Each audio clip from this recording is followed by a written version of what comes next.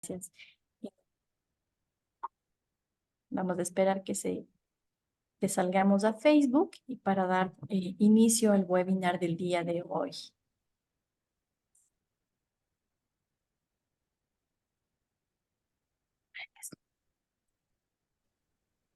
María José, buenas tardes. Muy buenas tardes, doctor. Un gusto saludarle. ¿Cómo ha Agradecemos. pasado? Vamos a dar inicio al webinar en este Hola, Jorgito. momento.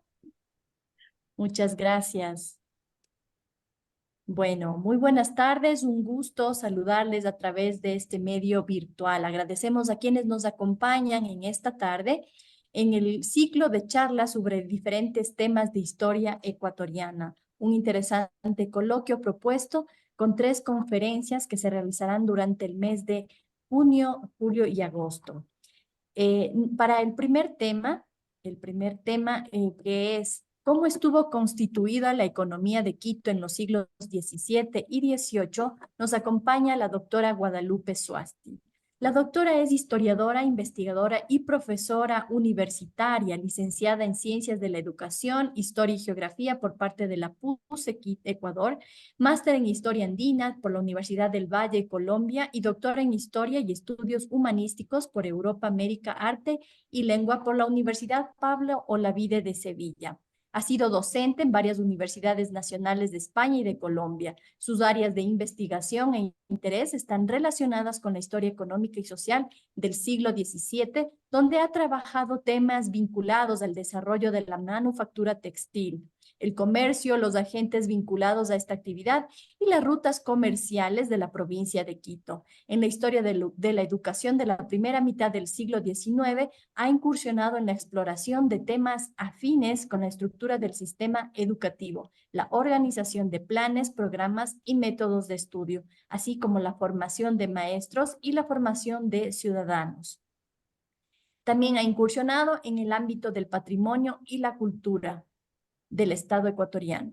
Es miembro de número de la Academia Nacional de Historia, miembro correspondiente de la Comisión de Historia de esta sección nacional y miembro correspondiente extranjero de la Academia de Historia Nariñense y de la Academia Colombiana de Historia. Sin más, de momento le damos la más cordial bienvenida a la doctora Guadalupe Suasti. Bienvenida, querida Guadis. Adelante, por favor.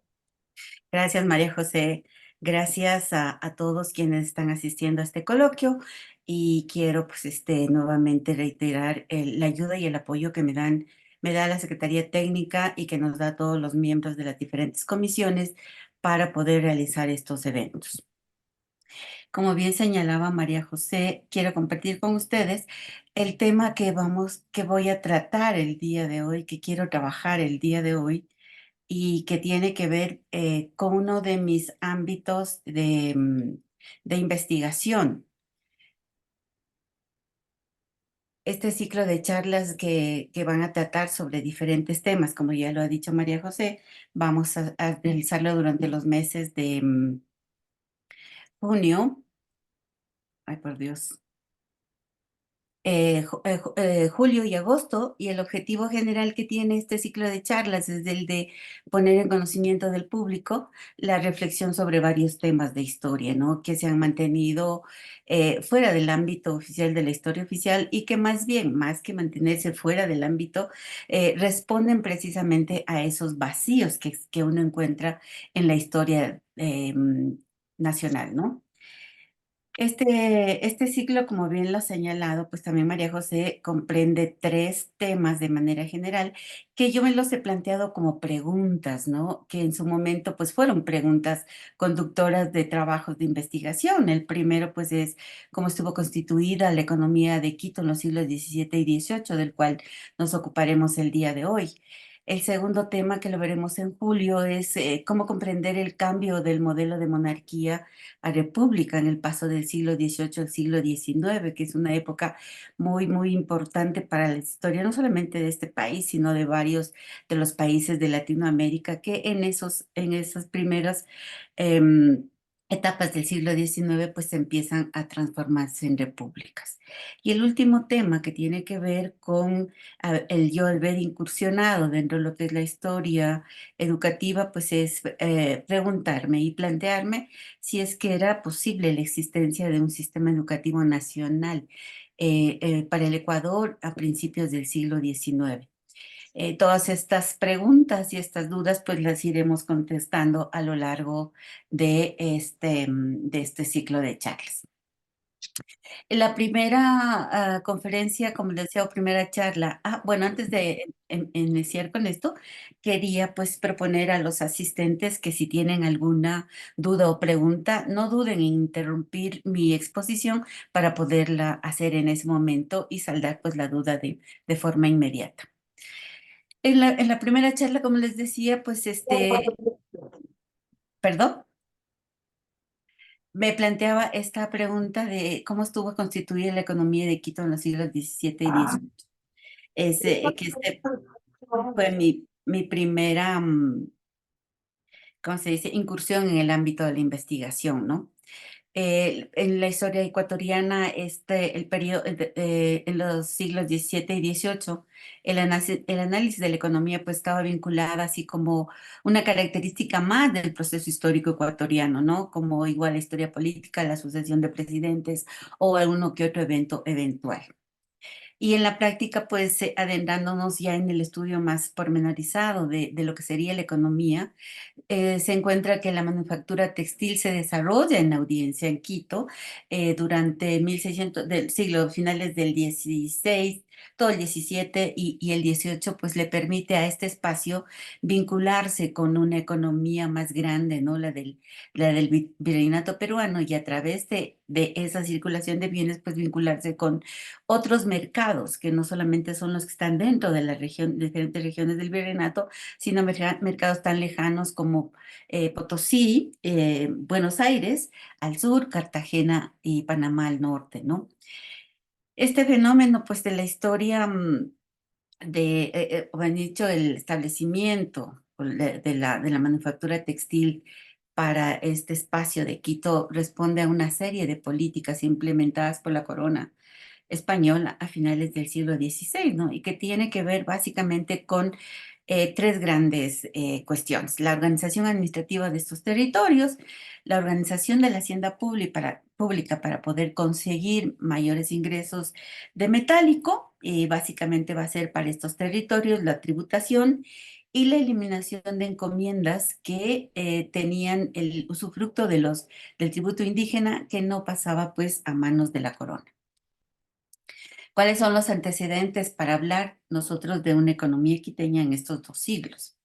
Primero, la conformación de un sistema regional, un gran espacio económico que se puede o se pudo identificar por los diferentes autores que han tratado sobre este tema, que existió una producción dominante que encausó pues el crecimiento económico de esta región. Hablando, cuando me refiero a esta región o al sistema regional, siempre voy a estar hablando del virreinato peruano, ¿no? También ayudó o coadyuvó a que en el interior se generara un sistema de intercambio en las diferentes regiones que no solamente participan del desarrollo y del comercio, sino que se van a ir engarzando y se van a ir entrelazando y comunicando entre estas diferentes regiones. Hablamos de Quito, de Lima, de Chile, de Buenos Aires, de el Alto Perú, del Paraguay y del Uruguay, ¿no? Hay además, coincide una política o un sistema de comunicación directo entre la metrópoli y los espacios americanos. Sobre todo, bueno, en el siglo XVII, para controlar todo ese proyecto económico que se gesta a finales del siglo XVI, y en el XVIII para monopolizar las producciones de estas regiones y no permitir el espacio a las otras potencias europeas. Por su parte, el virreinato peruano se integra, pues se decía, como con varias regiones económicas, ¿no? Y estas regiones económicas están vinculadas, están condicionadas a través de la explotación minera de Potosí.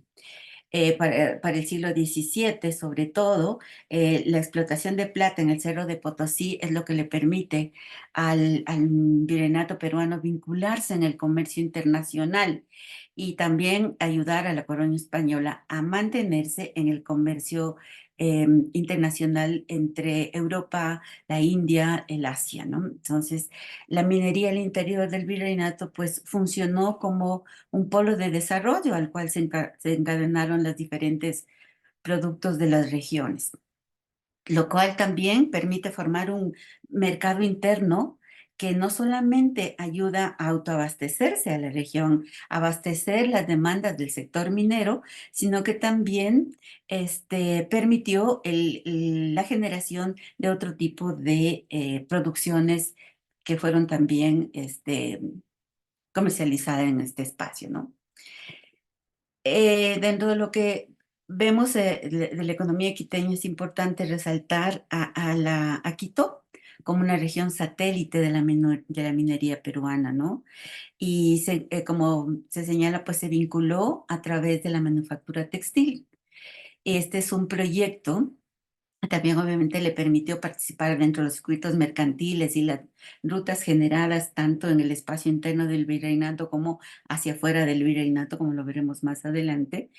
Y esta es una política generada, como les decía hace un momento, por la corona a finales del siglo XVI, que no solamente quería organizar los espacios, sino también a nivel social las sociedades, ¿no? Tanto la sociedad indígena como la sociedad blanca española. De tal manera que la región de Quito, al ser una región satélite perdón, minería peruana, a través de la manufactura textil, genera al interior, pues, como vamos a ver también, este sistema económico genera regiones dependientes de la manufactura de textiles y a la vez, pues, también un mercado interno, ¿no? Vamos a ver más adelante, todo esto sería lo que reconocido el espacio de Quito, denominada también la audiencia de Quito, para la época denominada para el 17 y el 18 la provincia de Quito, sobre todo para el siglo XVIII, que es un espacio donde, como les decía, se identifican tres regiones que para el siglo XVII van a tener su importancia por sí solas. En primera instancia, hoy se me fue, vamos, ahora sí. Ah, estaba mal puesto el este. Bueno, en primera instancia, durante el siglo XVII, la región que cobró mayor importancia va a ser la Sierra Norte, ¿no? Sobre todo por la producción de paños de lana que se da en este sector y que a su vez pues le permite vincularse al espacio quiteño hacia el norte y hacia el sur, sobre todo para cubrir la demanda del mercado potosino de paños de lana, ¿no? Pasando obviamente por Lima, como veremos más adelante en los circuitos mercantiles. La Sierra Sur, durante el siglo XVII, es la segunda región en importancia porque comparte, pues como se dice ahí, con la zona norte, con la Sierra Norte, la producción de textil. Pero en este caso es producción de textiles de algodón que van a satisfacer principalmente los mercados del norte del Perú y de Lima, toda esta zona costera caliente, ¿no? La tercera zona, pues perdón, es la costa, va a ser la costa que tiene durante el siglo XVII importancia a través no solamente como puerto, que le permite sacar las mercaderías de estas otras dos zonas introducir toda la exportación de productos que vienen desde fuera, sino sobre todo por el funcionamiento del astillero, ¿no? Que para la época pues tiene una importancia dentro de los diferentes puertos del Pacífico de la corona española y donde se fabrican pues una serie de veleros, una serie de barcos, ¿no? Y el otro elemento importante de la costa es la siembra y el cultivo del cacao que va a satisfacer los mercados no solamente internos del virreinato, sino también de Nueva España, ¿no? Aunque se suspendió en 1631, pues esto siguió yendo el cacao hacia Nueva España a través del contrabando. Para el siglo XVIII, las comidas de letra, para el siglo XVIII, estas zonas siguen existiendo las tres zonas internas en el departamento, perdón, en el territorio de Quito, pero internamente han sufrido cambios. Para el siglo XVIII, la exportación de textiles, de la manufactura textil, ya no es tan alta, aunque sí importante, como durante el siglo XVII. En el siglo XVIII, estas tres zonas, la costa, la Sierra Norte y la Sierra Centro, sufren procesos de reorganización interna, sobre todo lo que tiene que ver a la producción de textiles. La manufactura textil sigue siendo importante durante este siglo, pero totalmente reorientada. Durante el siglo XVIII, la costa va a ser la que va a cobrar mayor importancia, sobre todo porque, no solamente porque se mantiene la actividad de la construcción de los barcos y la exportación y el cultivo del cacao, sino sobre todo porque es un puerto y es una zona que va a responder a los monopolios de la corona española. Por un lado el cacao y por otro lado el tabaco. Y obviamente la exportación de productos que van directo hacia la botica, en el caso del cacao va directo hacia Nueva España.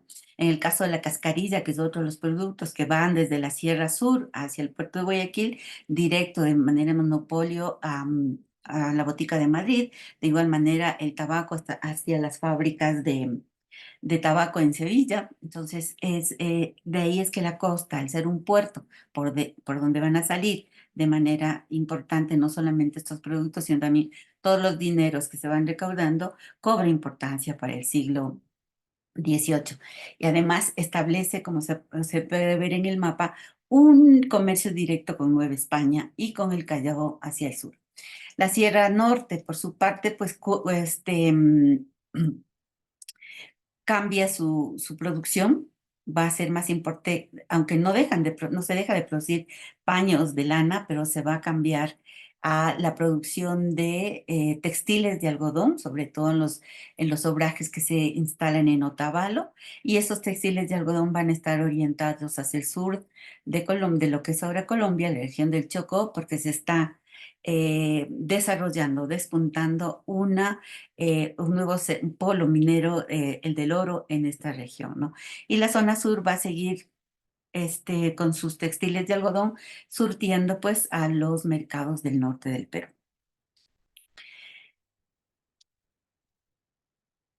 Como les decía, pues Cuenca, estas tres zonas, la costa, la Sierra Norte y la Sierra Sur, van a tener, tanto en el siglo anterior como en este siglo, van a tener centros administrativos importantes. La costa, pues Guayaquil, que es el puerto por excelencia, la Sierra Norte, Quito, que es el centro administrativo y político, donde está el tribunal, la audiencia de Quito, el Tribunal de Justicia, y Cuenca, pues que va a ser la capital, por decirlo así, de esta, mm, de esta región, ¿no? Y tener entendido la conformación de estas regiones para el siglo XVI y para el siglo XVIII nos va a permitir, en los temas que vamos a tratar más adelante, mirar cómo estos espacios se van no solo autodefiniendo internamente, sino también se van uniendo, conformando en un nuevo espacio.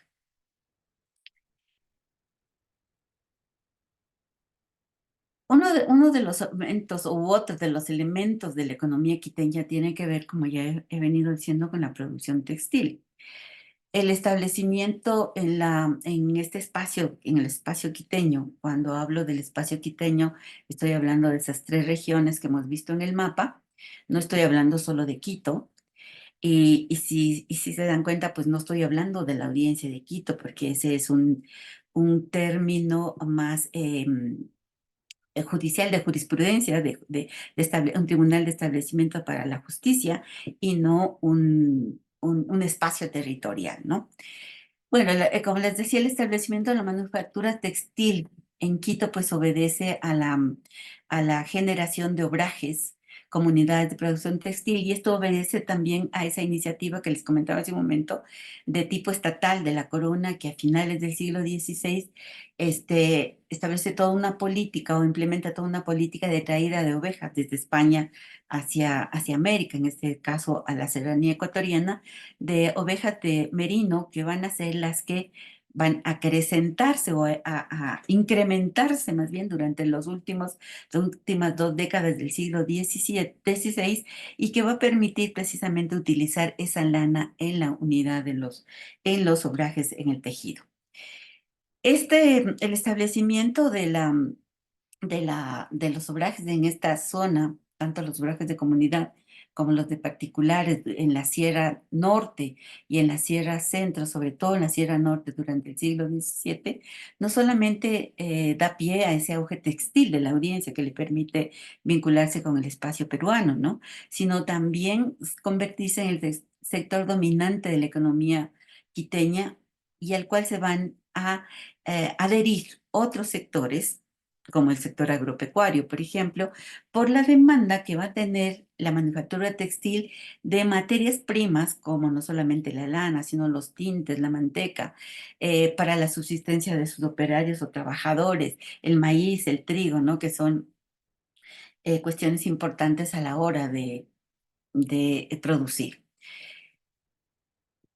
Dentro de la producción textil, la organización de la producción pues es importante, ¿no? Ya que para la fabricación de textiles en los obrajes se implementó un sistema de división del trabajo que especializó a los indígenas que participaban como operarios o como trabajadores en diferentes momentos de la producción, ¿no? Y así tenemos como ejemplo aquí los hiladores, los cardadores, los percheros. Cada uno de estos va a ser un momento de la producción del paño hasta llegar a el tejedor, que es digamos, el proceso final de la elaboración de los paños, y que va a dar el acabado y el terminado final, ¿no? Del paño azul o el paño de diferentes colores, o los otros textiles de menor calidad. Para la organización igual de la producción se trajeron maestros de España, denominados maestros de labrar paños, que tuvieron a su cargo no solamente el de enseñar a los indígenas a realizar las diferentes tareas que se establecían en la elaboración de los tejidos, sino también a vigilar, a ver el que el trabajador se especialice en cada uno de esos momentos, y pues además también que puedan tener mejores rendimientos, ¿no? Y esto nos lleva a establecer que el obraje como institución, digámoslo así, como de la producción de paños, en su estructura física estuvo compuesto por diferentes habitaciones. Y por cada uno de estas técnicas o de estas fases de elaboración de los paños, pues había el cuarto, ¿no? El cuarto del trasquilado de la lana, el cuarto de la lavada de la lana, de la separada de la lana, el cuarto de la percha. Entonces son todos y cada uno de los eh, o digamos en esta división del trabajo, las diferentes fases de trabajo que se realizaban en la elaboración de un paño, ¿no? Y obviamente después todo eso va a ir al telar, donde ¿cómo es? Ya se pone, pues ya se termina o se elabora el paño, ¿no? Que generalmente, estoy, que generalmente, pues eran paños de 12 metros, 12 varas, perdón, de largo por una y tantas, casi 2 varas de ancho, y que eran pues los lineamientos establecidos por la demanda de Potosí, y bueno, también por todo el instructivo interno que tenía la fabricación de textiles, ¿no? Como les venía señalando, pues este proceso tiene una serie de pasos, el cardado, el hilado, el urdiembre, hasta llegar a los telares de pie, que aquí les pongo un ejemplo del telar de pie, que como ustedes pueden mirar, son los que existen hasta el día de hoy en Otavalo o en Guano. Uno puede mirar estos telares que siguen siendo utilizados en la actualidad, ¿no? La confección de los paños finos que tuvieron mayor demanda en Potosí y y en otros lugares del virreinato peruano, pues fueron los paños azules, los verdes, los cardenillos, tenían algunos colores bastante hasta poéticos, decía, digo yo en mi trabajo, porque tienen, por decir nombres como alas de mariposa o qué sé yo, color lima. Entonces tienen diferentes colores que se van logrando con diferentes tintes o con la combinación de diferentes materias primas de tintes, ¿no? Para estos paños finos, pues no solamente se empleaba la lana fina que durante ay, se me fue ahorita el nombre, del apartado de la lana, van apartando la lana entre la más fina, dependiendo de qué parte de la oveja se ha sido trasquilada, hasta la lana más burda o la más que es para otro tipo de tejidos, ¿no? Entonces, esta lana fina tiene un sistema de hilado que va a dejar, una puede ser de 3 hebras, de 2 hebras, que van, según el paño que se va a elaborar, se va haciendo el hilado para los paños, ¿no? Y la lana más gruesa o más tosca, digámoslo así, pues se utilizan para el tejido de jergas o de bayetas que son, ¿cómo se llama? Tejidos más vastos, ¿no? Pero que también demandaron los diferentes mercados que existían en el virreinato, ¿no? Importante para este proceso de la producción textil, pues fue la dotación de la fuerza de trabajo. Y en este caso, los pueblos indígenas fueron los que tuvieron la prioridad, ¿no? Bueno, o los únicos más bien que dotaron de fuerza. Y esto, pues, como se señala aquí, debido a la imposición del tributo en dinero y de la mita obrajera, ¿no? Que son dos características que forman parte de esa política económica de la corona española a finales del siglo XVI y que está muy vinculada a la reorganización de los indígenas en pueblos. Entonces, esta reorganización de los indígenas en pueblos no solamente mandaba que el establecimiento de los indígenas en un territorio determinado, con una doctrina, con iglesia, con plaza del centro, con una casa, por decirlo así, para el establecimiento del cabildo, del cabildo indígena. Entonces también obedecía en lo económico a la imposición del tributo en primera instancia comunitario y en segunda instancia, a principios del siglo XVII, el tributo individual. Entonces son elementos que fueron marcando de alguna manera la dotación de la fuerza de trabajo, ¿no? Y esta estuvo compuesta primero por el entero tributarios, que son el número de indígenas entre 18 y 50 años que pasaron a trabajar en los obrajes de comunidad para cubrir el tributo impuesto a la comunidad de manera general o de manera individual a cada uno de los tributarios.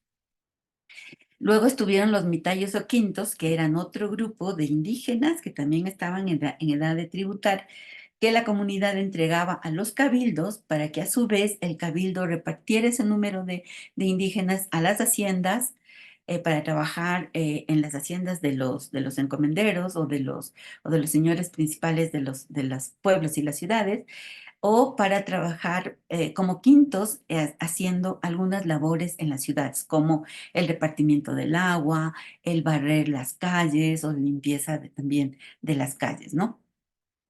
Un elemento importante dentro de la fuerza de trabajo conforme van pasando los años es una estrategia de las comunidades indígenas, la de utilizar a los muchachos entre 12 y 18 años, que no era la edad de tributación, pero que les servía a ellos para poder, de alguna manera, que ingresaran a los obrajes particulares a aprender, ¿no?, las diferentes labores del trabajo textil, a la vez de que ganar un dinero para poder ayudar o colaborar con el pago del tributo. Este trabajo, pues obviamente, contaba con el pago de un salario, que obviamente fueron fijados por las autoridades en la ordenanza de obrajes, en las ordenanzas de los obrajes. Ahí no solamente se establecen qué tipo de obrajes, cuántos telares, qué tipo de telares, qué tipo de textiles se van a elaborar, sino también los trabajadores y cuánto va a ganar cada uno de esos trabajadores. Generalmente, oscilaron entre 18 y 90 patacones. Eso depende, como se dice ahí, del trabajador, la experticia que tenía el trabajador y también, obviamente, el momento en el cual se vinculaba, ¿no?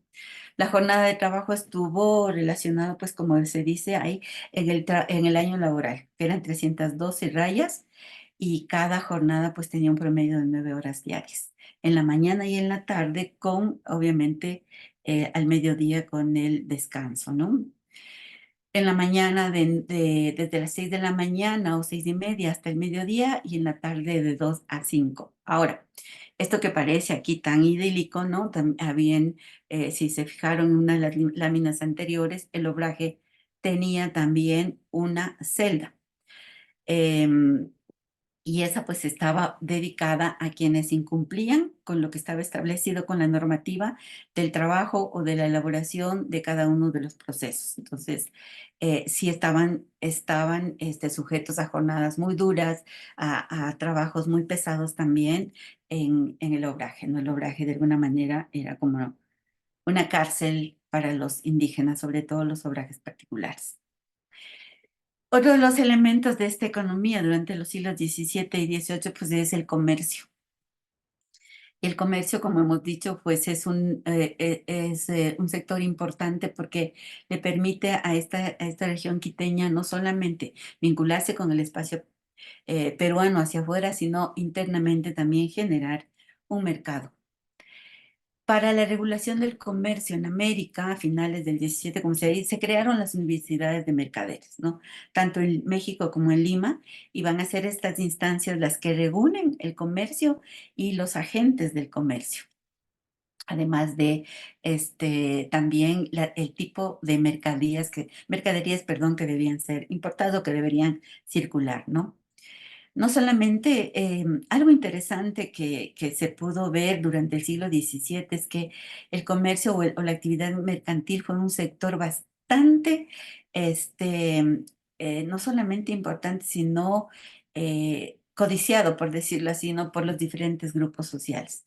De una u otra forma, hay dentro de la sociedad estamental, que es la sociedad colonial, gente participando en el comercio, o de manera directa como mercaderes, o de manera indirecta como prestamistas. Entonces, y eso es una cuestión bastante curiosa, puesto que podemos encontrar a regidores o como es participando, ¿no?, de esta actividad, siendo mercaderos o, como les decía, pues proporcionando el dinero para llevar y traer mercancías de Quito a Lima, de Quito a Cartagena, o de Cartagena a Quito, o de Lima a Quito.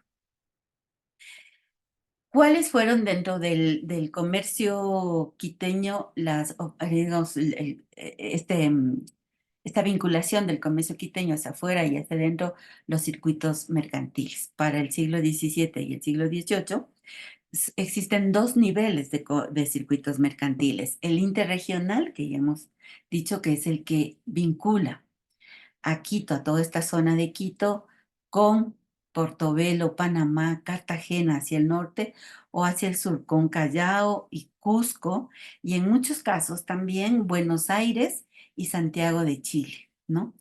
Y el interregional es el comercio que se desarrolla en todo este sector, como ya hemos visto, todo este espacio que es Quito, la provincia de Quito para el 18, la gobernación de Quito durante el 16 y el 17.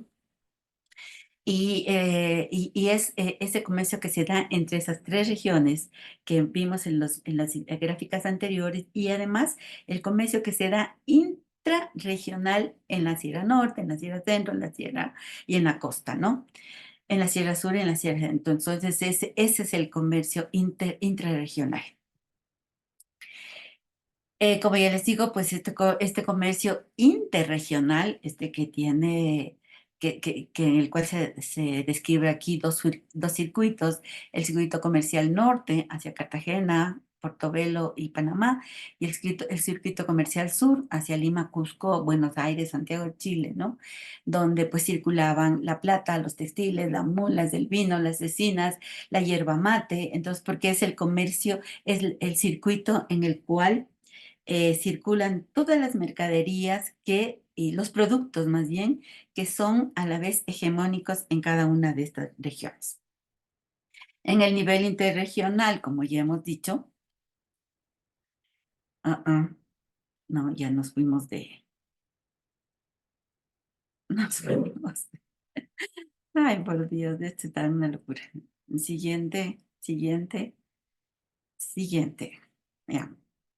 Bueno, en el nivel intrarregional, como ya hemos visto, pues eran las regiones que tenemos identificadas en el espacio que tenemos.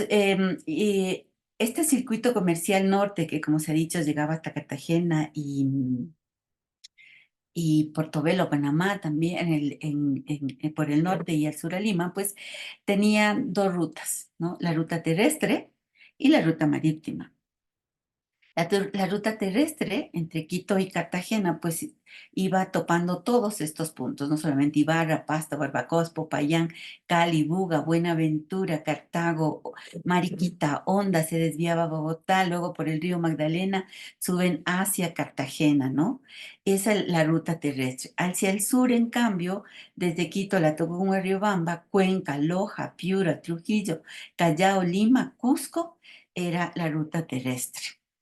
La marítima, en este circuito comercial norte, siempre ocupando el puerto de Guayaquil como el puerto principal, Buenaventura en la primera parada, Buenaventura, Barbacoas primero, Buenaventura y luego pues a Panamá, y esa ruta marítima pues se lo hacía también eventualmente, ¿no? Durante este periplo comercial.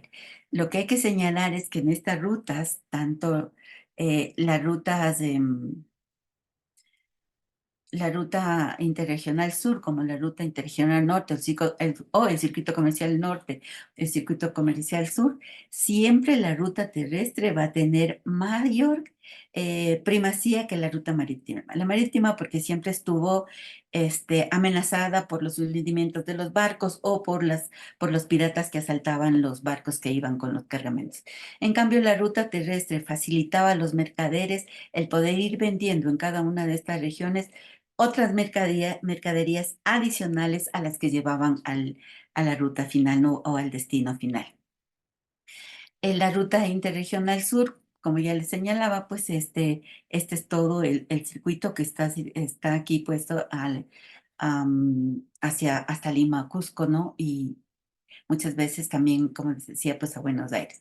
Y la ruta marítima desde Quito o La Tacunga o desde Ibarra, pues se llegaba a San Miguel en lo que es ahora la provincia de Bolívar, luego a Bodegas, de Bodegas a Guayaquil. Bodegas es lo que hoy es Babahoyo y Guayaquil pues el puerto. Esa era la ruta marítima por excelencia.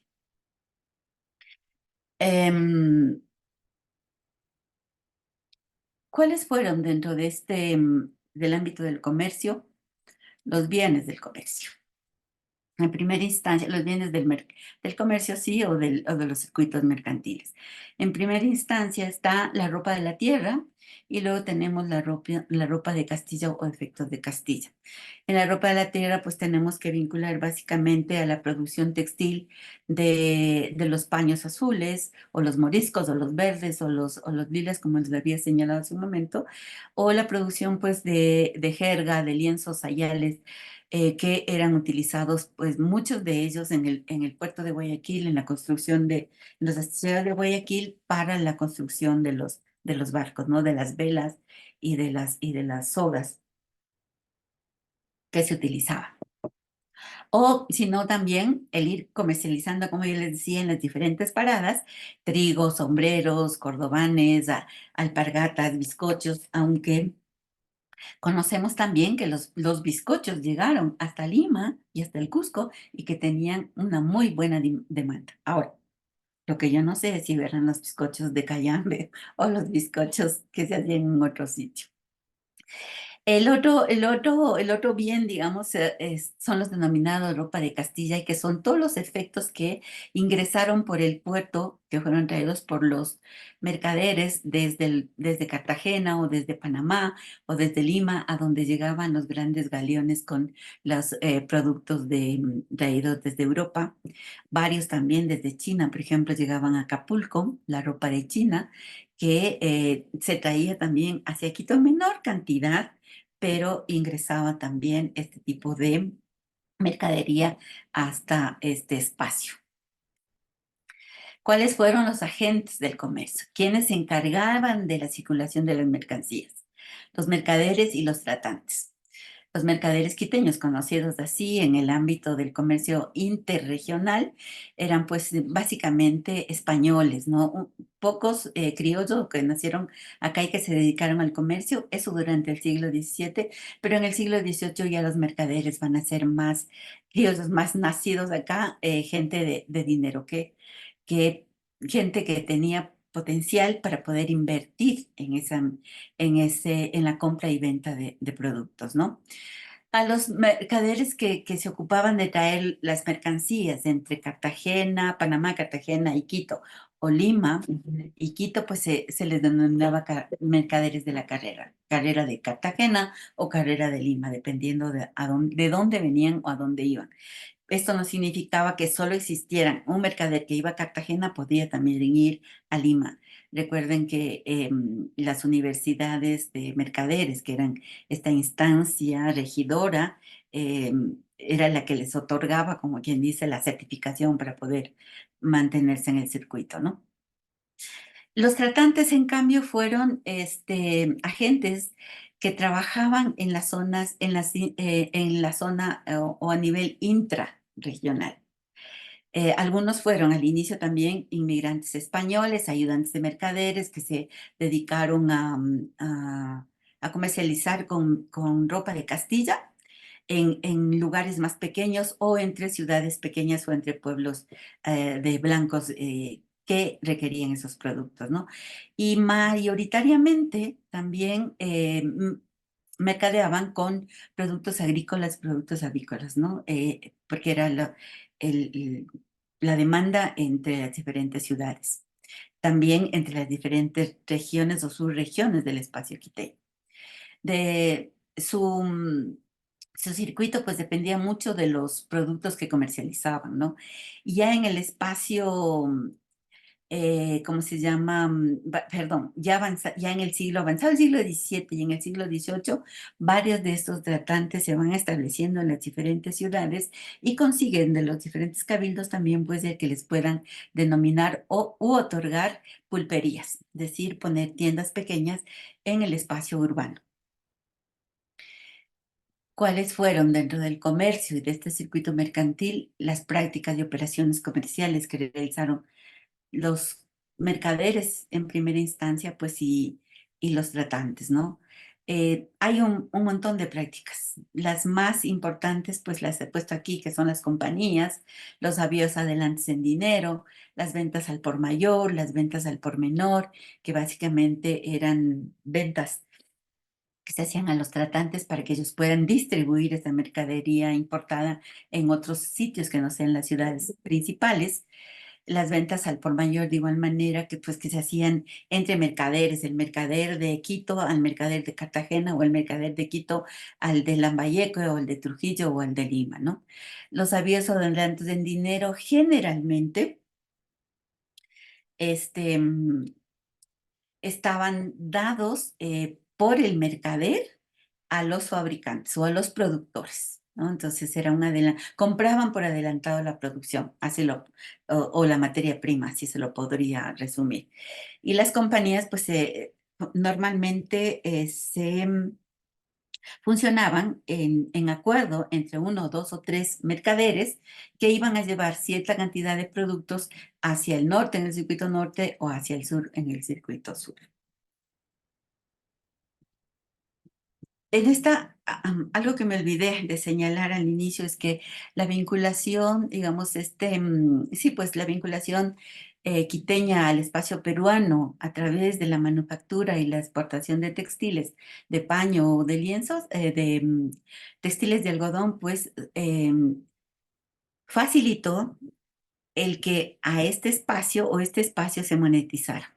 Y el circulante o moneda que empieza a circular, siendo redundante en este espacio, pues en primera instancia fue la plata acuñada en Potosí y de la cual la más común fue denominada la de martillo de cruz, pero que se conocía como macoquina, ¿no? Entonces ese era el dinero, digamos, que circulaba entre los mercaderes y sobre todo entre los tratantes. Ahora, ya en el ámbito local, en el pueblo en general, muy pocos disponían de dinero o de macoquina, digamos. Generalmente el sistema que funcionó para las ventas a menor escala o las ventas al detal era el sistema de crédito. También a lo largo del siglo XVII, pues se circularon otras monedas que al final bajaron, eran monedas falsas y que finalmente pues fueron retiradas del mercado para dar paso a la moneda de plata en columnas, ¿no? Y que fue la moneda adoptada por los mercaderes y es la que traían en cajones de Lima a Quito, de Quito a Cartagena y entonces esa era la forma, ese fue más bien dicho la moneda oficial que circuló en el mercado. Y a finales del siglo XVII y sobre todo el siglo XVIII, la unidad o la moneda que circulaba pues fue el patacón de 8 reales, ¿no? Y sobre esa moneda pues se hacían todos los cálculos dentro de lo que era el comercio, ¿no? Aunque desde el siglo XVI, mediados del siglo XVI, final del siglo XVI, hay una moneda de intercambio comercial entre los grandes mercaderes y que es lo que funciona entre América, entre los puertos de Cartagena, como es Lima y Buenos Aires con Europa, que son las piñas de plata y las piñas de oro, son los lingotes de oro y los lingotes de plata que tienen mucho más valor, ¿no? Esa era como la moneda del intercambio internacional. Bueno, y eso es todo lo que les tenía que comentar. No sé si tenemos preguntas, si es que em, hay alguna inquietud. Muchísimas gracias, estimada Guadalupe. Excelente su exposición de esta tarde de hoy. Invitamos al público que nos está acompañando a través de la virtualidad a dejarle preguntas o inquietudes justamente para la expositora para este tema tan interesante. Bueno, querida Guadalupe, como geógrafa me llama bastante la atención los mapas que se encuentran o que usted ha expuesto durante esta interesante conferencia. Eh, como Guadalupe nos indicó, ¿no? La manufactura textil desarrollada justamente en esta época era importante para la economía quiteña y a través de este producto vemos cómo Quito se vincula con el exterior, tanto en el norte como en el sur.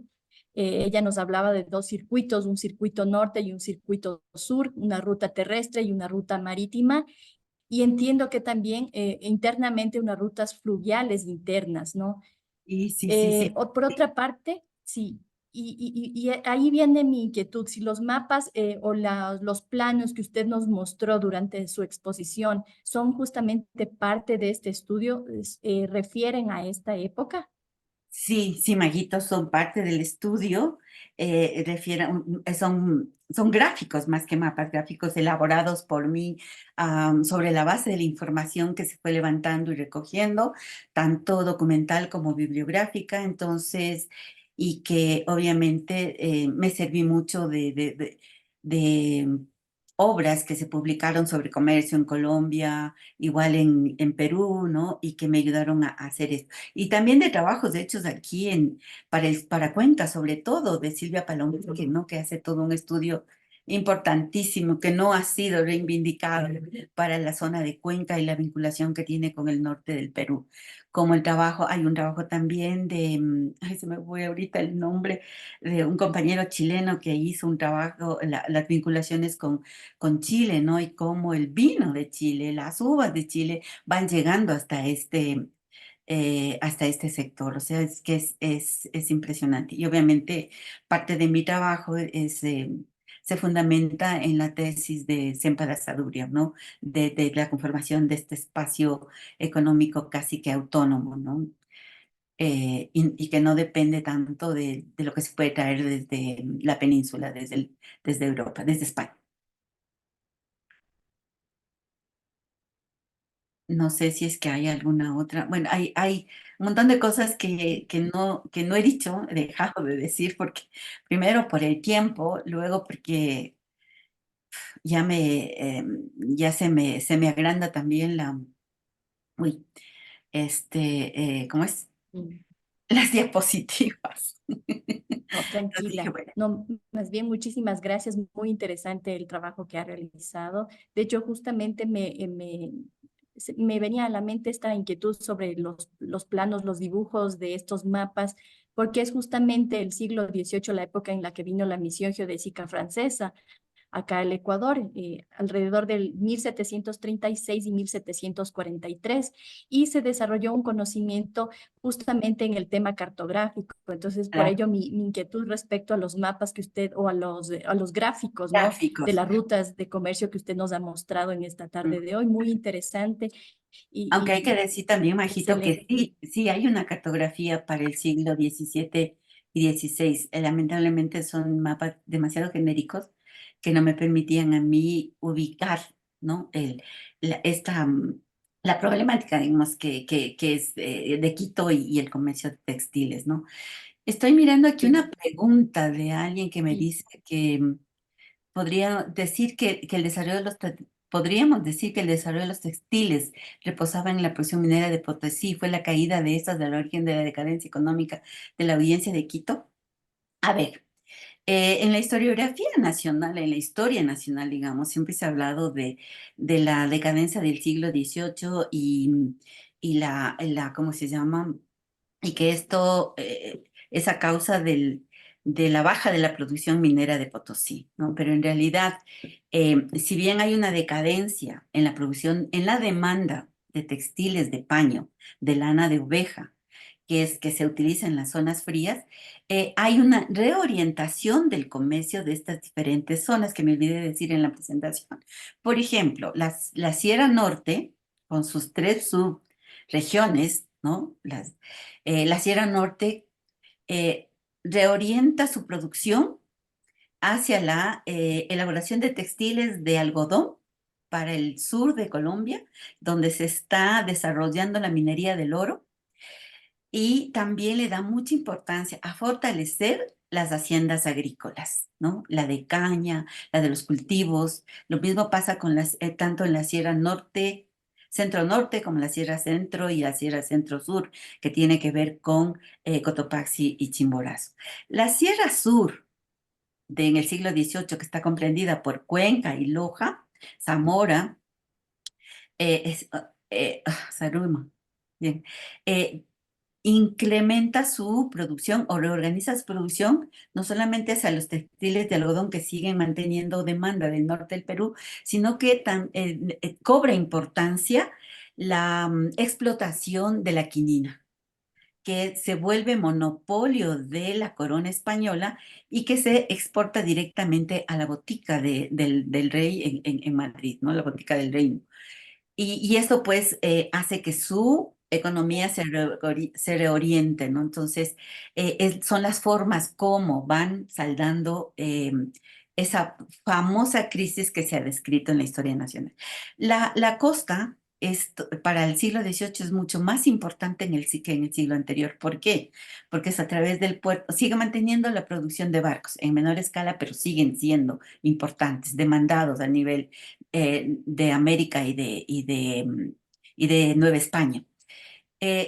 Cobra importancia por dos productos. El cacao, que mantiene comercio casi que monopólico con Nueva Granada, con Nueva España, perdón, México, y el tabaco, que también es monopolio de la corona española y que llega pues hasta Sevilla, donde se elaboran los famosos tabacos, ¿no?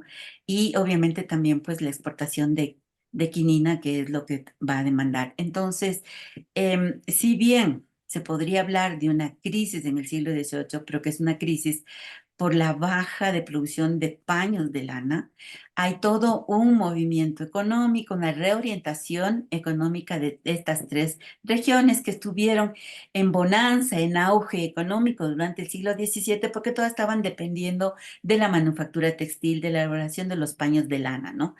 Pero que a la vez le permitió también generar una propia economía interna que les permitió en el 18 pues establecer estos nuevos vínculos generando nuevos mercados. La Sierra Norte se vincula directamente con el norte de Perú, perdón, de Colombia. La Sierra Sur se vincula más a, ¿cómo se llama? Al Perú y el Alto Perú. Y el papel que cumple la costa, sobre todo Guayaquil, siendo el punto de unión hacia el norte con Nueva España y hacia el sur con la parte sur del virreinato peruano, ¿no? Muchas gracias, Guadis. Complementando esa pregunta, tenemos otra pregunta que dice, ¿qué factor fue el que explicó el fin de los obrajes y el nacimiento de la hacienda en el siglo XVIII, es decir, de la primarización de la economía? A ver, aquí lo que hay que señalar también es, y es un estudio que lo hizo Cristiana Borchard de Moreno hacia algunos tiempos, y Cristiana no es de esposa de Jorge, por si acaso, sino de Segundo Moreno, este, que nos habla de la existencia de la hacienda como unidad de producción ya en el siglo XVII y que está vinculada precisamente a la producción obrajera de textiles, porque va a ser la hacienda en el siglo XVII la que suministre todo lo que son insumos, no solamente materia prima para los textiles, sino insumos para la alimentación y el mantenimiento de los trabajadores, los cereales, el azúcar. Entonces, eso está vigente, ¿no? Y una de las cuestiones que señala, por ejemplo, Manuel Miño para el 17 y sobre todo para el 18 es la existencia de la hacienda obraje, que son haciendas que establecen obrajes digamos,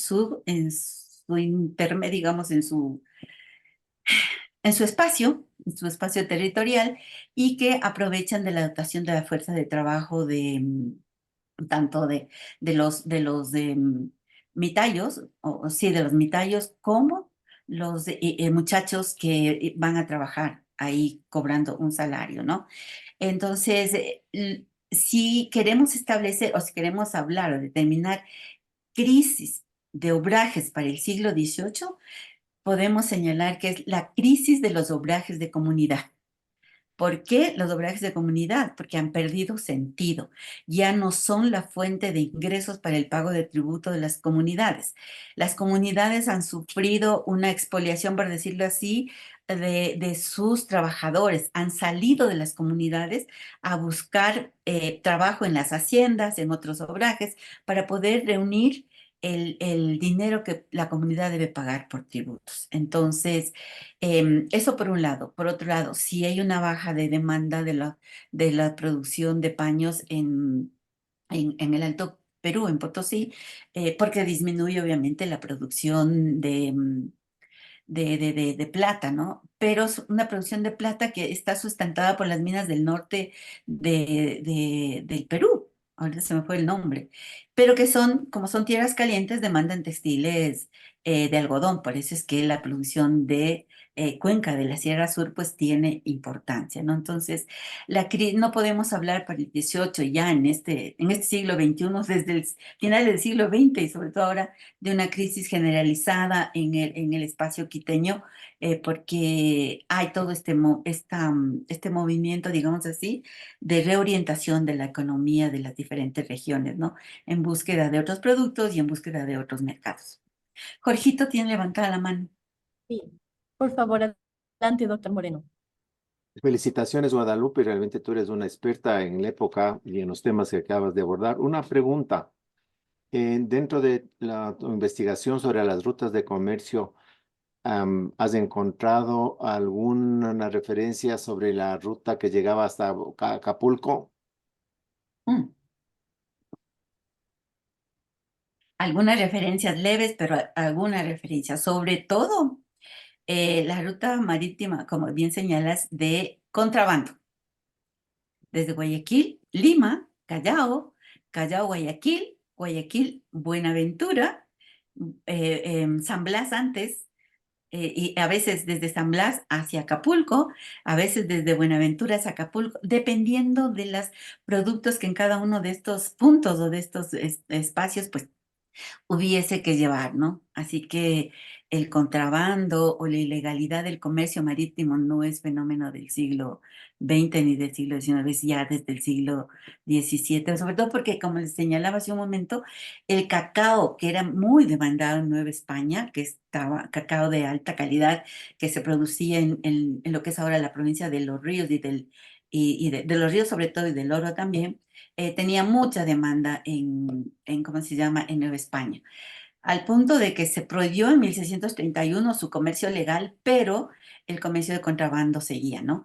Y algo importante dentro de, de esto es el poder señalar cómo precisamente dentro de lo que es el contrabando, eh, esa fue la forma como ingresaron a este espacio, el espacio quiteño, productos desde la China, ¿no? No eran productos que ingresaron de manera legal, sino más bien de forma ilegal y que fueron comprados, sea bien en Acapulco o en San Blas, y en Acapulco, porque en Buenaventura no.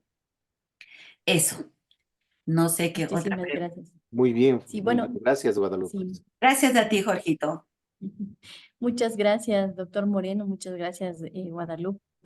En Facebook, y no sé si complementa esto la pregunta del doctor Moreno, pero Patricia Luna le pregunta en Facebook, ¿las costas quiteñas eran propicias para el ingreso del contrabando?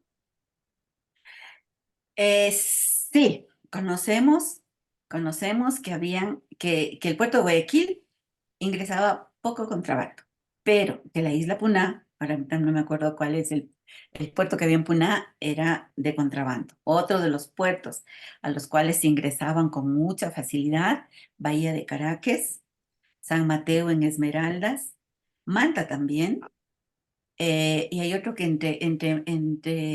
me parece que es La Libertad o Salinas en la punta de Santa Elena, pero eran puertos pequeños por donde ingresaba mucho contrabando, ¿no? Eso lo estudia también Sabrina Guerra, ¿no? Eh, y claro, eran puertos que después por esta trayectoria, digamos, del comercio, ya para el siglo XIX o el siglo, sí, sobre la primera mitad del XIX, empiezan a reclamar que se les reconozca como puertos, como lugares de ingreso y salida de productos. Pero ahí obviamente se topan con la intransigencia del puerto de Guayaquil, que quiere seguir siendo el único puerto de exportación, de salida y de ingreso de productos del país, ¿no? Ya de la República en esa época. Pero la pelea que dan Manta, que da Bahía de Caracas y Esmeraldas es dura, que al final pues les terminan reconociendo como puertos. Así que inclusive para la primera época del siglo XVII, varias de las playas de Manabí, Puerto Viejo, por ejemplo, o Montecristi, fueron también zonas de llegada de comercio, ¿no? De comerciantes. Así que sí, no, el contrabando era una actividad casi tan fuerte como la del comercio. Muchísimas gracias, estimada Guadalupe. Bueno, no hay más preguntas en el chat. Entonces, a nombre de quienes conformamos la sección nacional del Ecuador, nos sumamos a las felicitaciones del público y le agradecemos, estimada Guadis, por su excelente participación en esta tarde.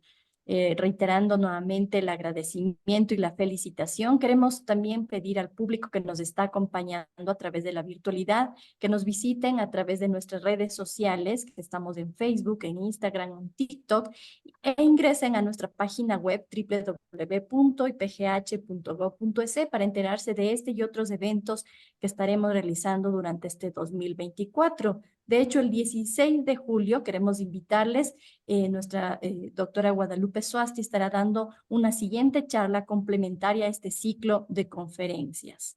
Muchísimas gracias nuevamente, Guadalupe, y a todos los que nos acompañan. Les pedimos que por favor enciendan sus cámaras. Vamos a realizar una captura de pantalla del webinar del día de hoy.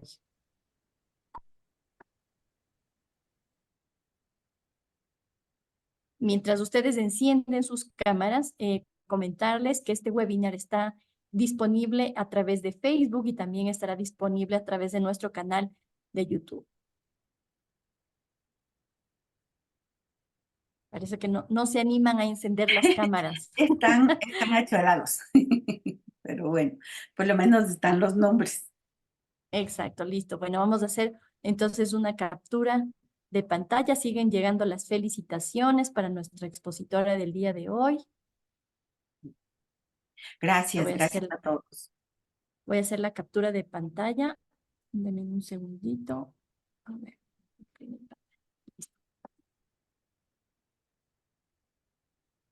Voy a hacer la captura de pantalla. Listo, muchísimas gracias nuevamente a todas y todos. Una Gracias. excelente tarde y reiteramos la felicitación para nuestra doctora Guadalupe Suasti en este ciclo de conferencias. No se Gracias, olviden, el Marquito. próximo 16 de julio estaremos presentando la próxima conferencia de este ciclo de charlas interesantes. Chao, Felicitaciones Jorgito. nuevamente. Hasta luego. Gracias, chao, nos Muchísimas vemos. gracias, doctor Moreno. Un gusto.